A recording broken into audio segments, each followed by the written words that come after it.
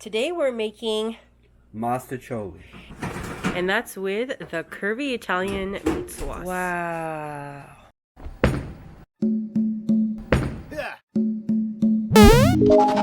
Definitely hit the red subscribe button and the bell. And since you're right there, hit the share and the like button. Why not?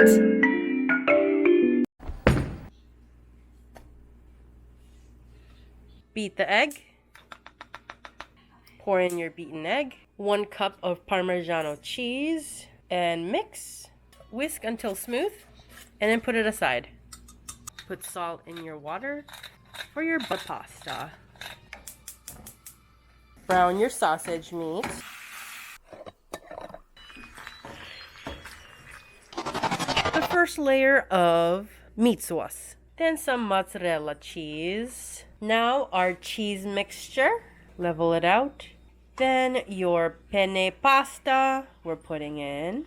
Try to spread it as evenly as you can. Then we do it again. Then we pop it in the oven for 450 degrees Fahrenheit for 15 minutes. Don't knock it until you try it.